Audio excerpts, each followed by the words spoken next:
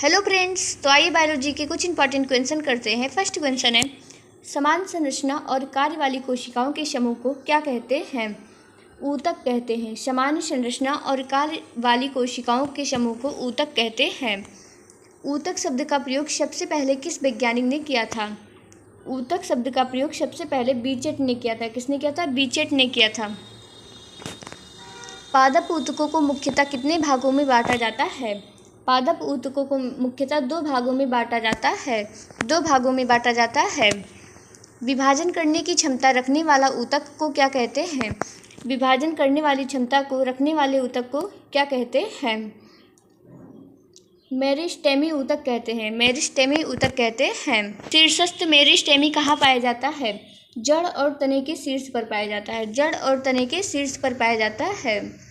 पार्श्व मेरिस्टेमी का मुख्य कार्य क्या है? चौड़ाई बढ़ाना।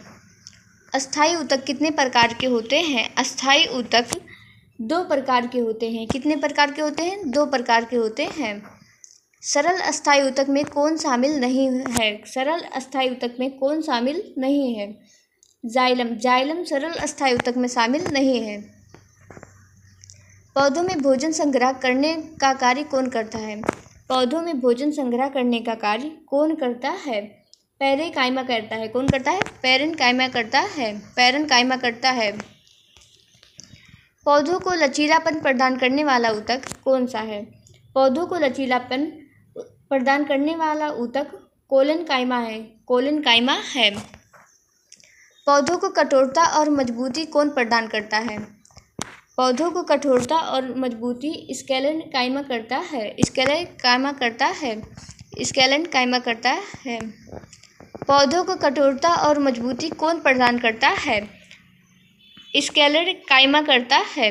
पौधों को कठोरता और मजबूती स्केलेनकाइमा प्रदान करता है।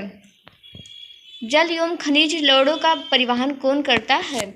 जाइलम करता है। कौन करता है? जाइलम करता है।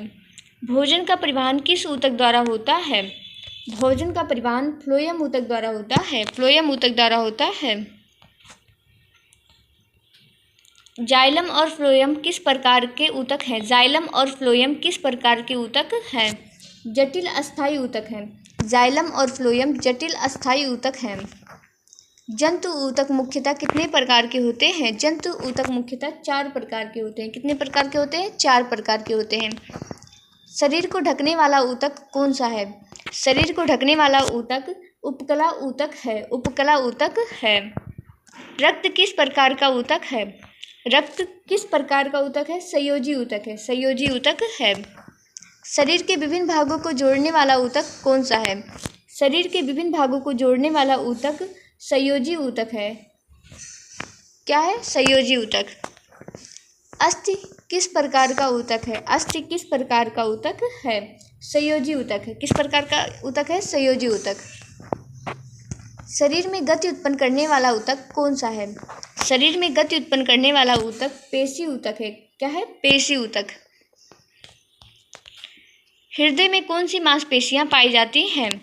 हृदय में मांसपेशियां पाई जाती हैं।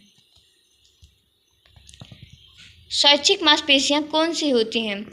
स्वैच्छिक मांसपेशियां रेखित मांसपेशियां होती हैं। अनिच्छिक मांसपेशियां कौन सी होती हैं? अनिच्छिक मांसपेशियां कौन सी होती हैं? चिकनी मांसपेशियां होती हैं। संदेशों का संचार करने वाला ऊतक कौन सा है? संदेशों का संचार करने वाला ऊतक तंत्रिका ऊतक है।